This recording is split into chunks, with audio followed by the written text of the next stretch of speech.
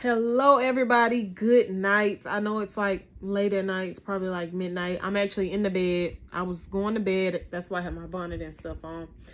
But I was reading in my word and I just really felt in my spirit that this was something that I should go ahead and share with y'all. It's a little bit of an encouraging word that I feel like was for me, but I do want to go ahead just and share it just because I feel led to do so, and you never know who it may help. So I just want to talk a little bit, y'all, about keeping faith while waiting on your promise.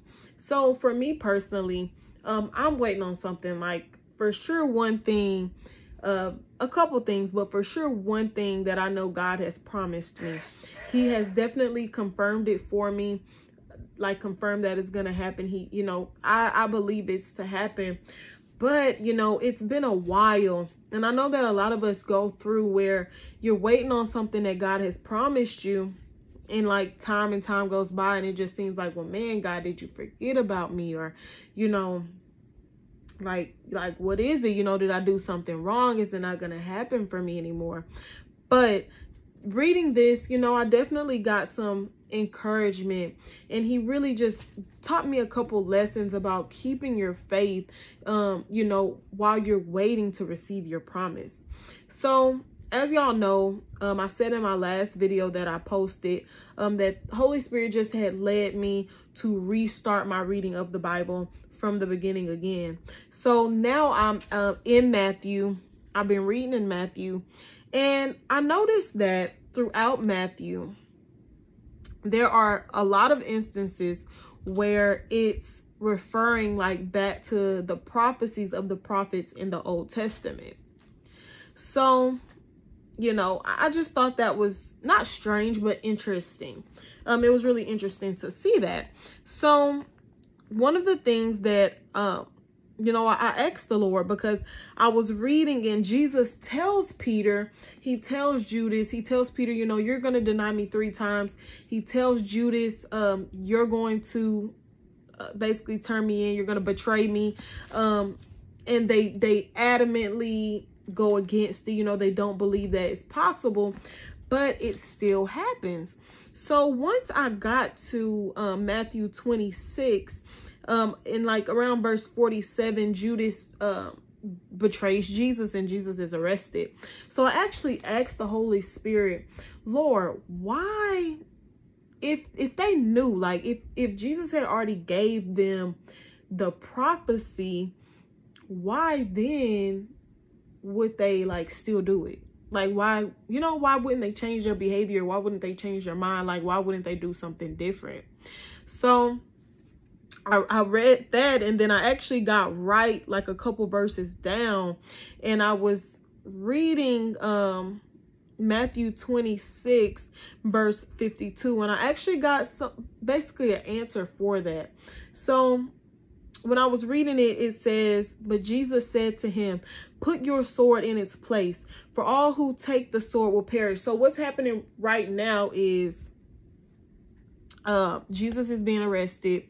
One of the people that is with him, they pull out a sword, and they actually end up cutting off the ear of one of the servants of the high priest of, the people that were arresting Jesus.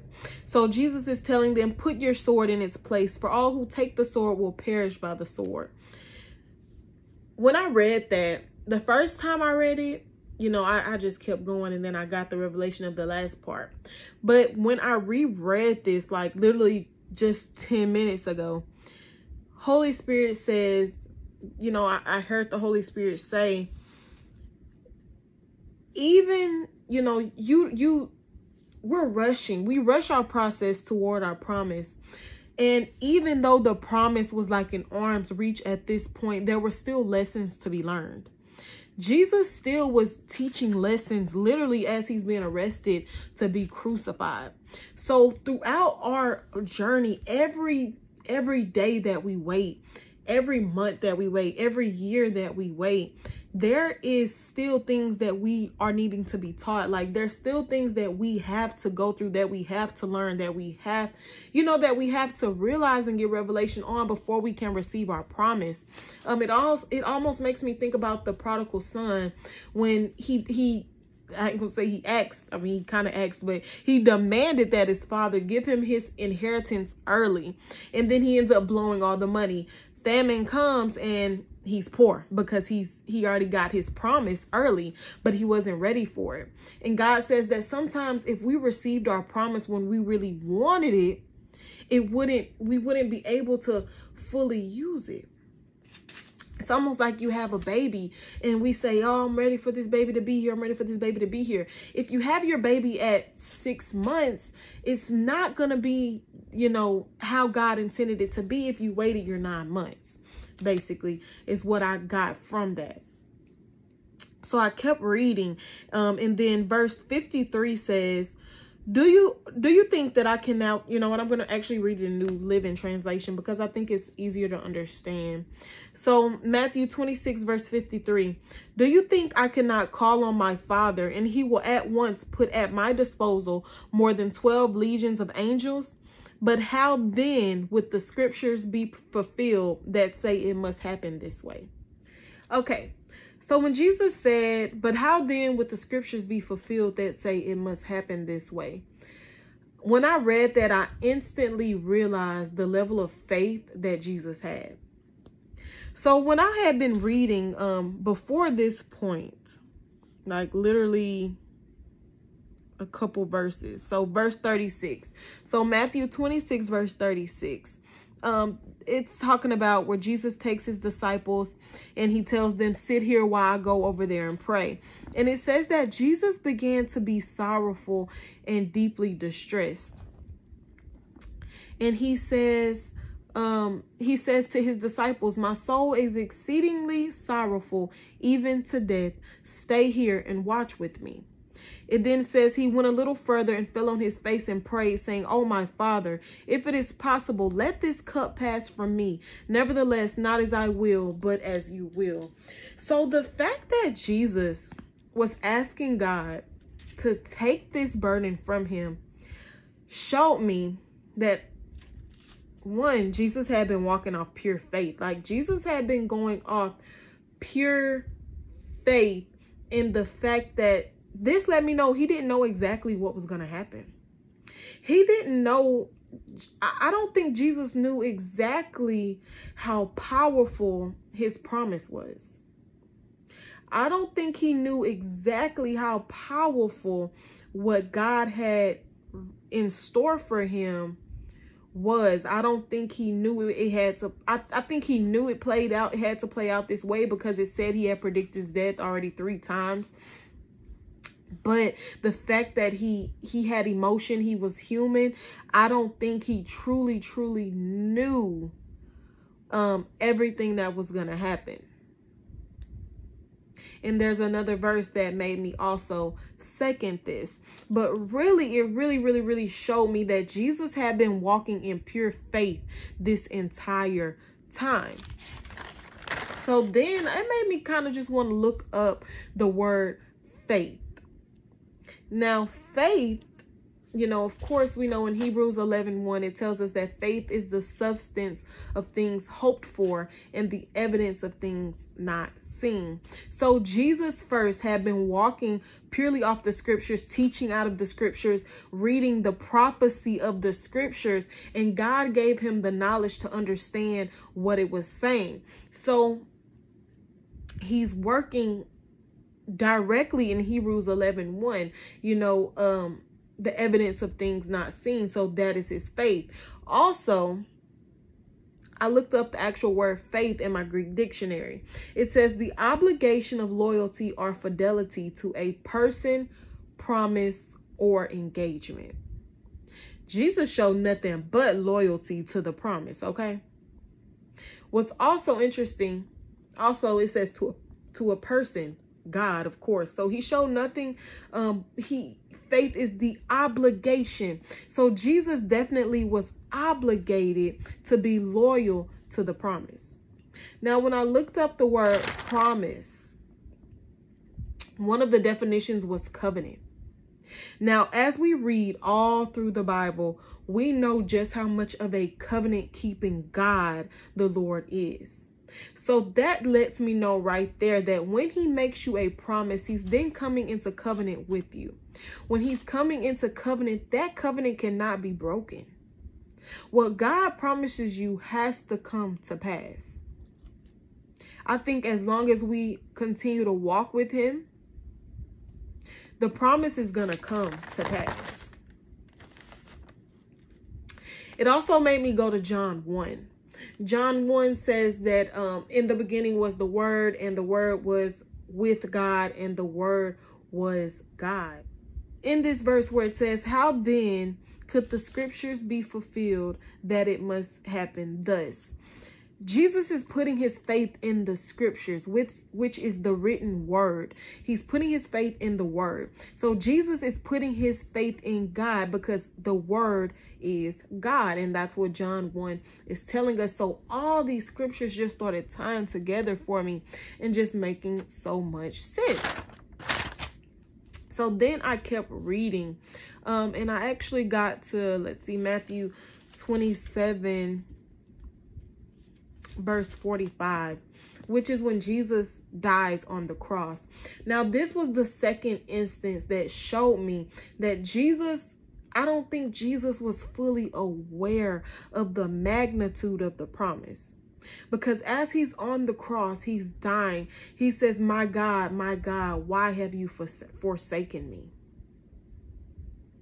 If Jesus knew that he was going to die, he knew he was going to die and raise in 3 days, but I think he didn't, I'm not going to say he didn't realize, but he was nervous. This shows that he got nervous. He felt left. He felt the things that we feel when the promise, we haven't seen the promise yet, and yet you get to the end of the road and it's like, man, like, God, like, do you see me? Do you see me? Why am I having to go through this? So that showed me that Jesus did not fully, I don't think, know what his process fully meant for his promise. Now, earlier in my reading, I had heard the Holy Spirit say, you won't understand it until it's finished. You won't understand it until it is finished. Now, I hadn't yet gotten to the point. I believe at some point, and I'm actually just thinking about this, didn't at some point Jesus died and said it is finished? Like, or did somebody say it is finished?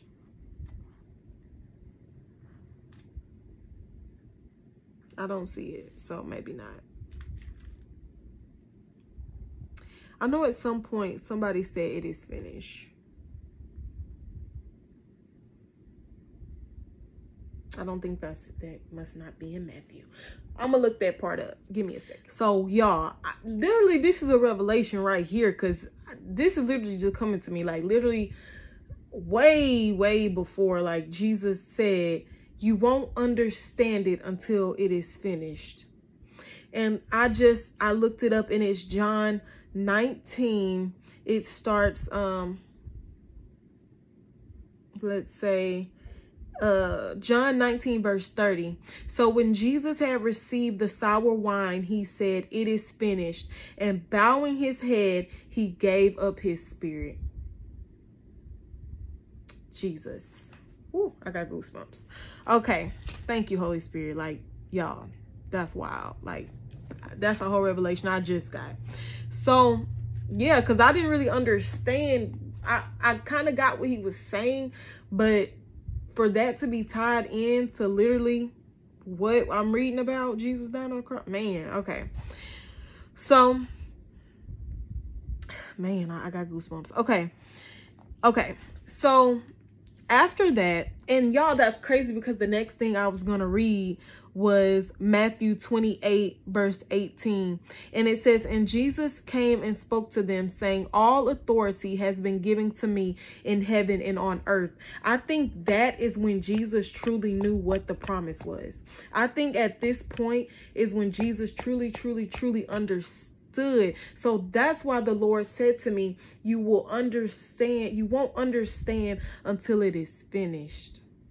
Once Jesus died, he then had all authority in heaven and on earth. He then realized what the full potential of his promise was. Like, he then, received the full promise at that point. Man, okay. So I think that's pretty much all I had, y'all. Even Jesus had to have faith for the promise. And actually, after I had read this, before I just got the revelation about the other part, I feel like God had almost cleared it up a little bit for me, because I heard you won't understand the process until you receive the promise. You won't understand your process until you receive the promise.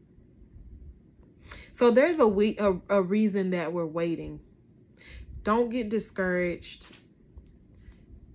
Don't feel like God has forsaken you. Even Jesus asked, God, why have you forsaken me? But he hadn't. It had to happen. This wait period had to happen. All the things that you lost waiting on your promise, you had to lose it. It had to happen. And I just felt like somebody else needed this encouragement.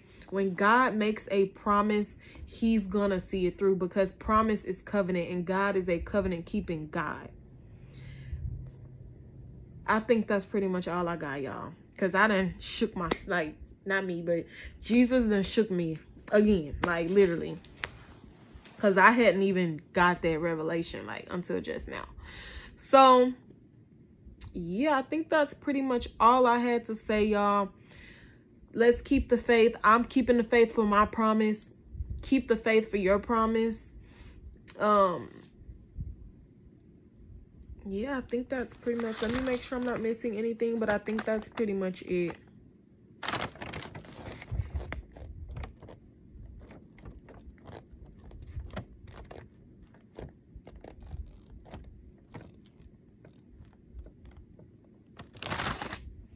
Yeah, that's it.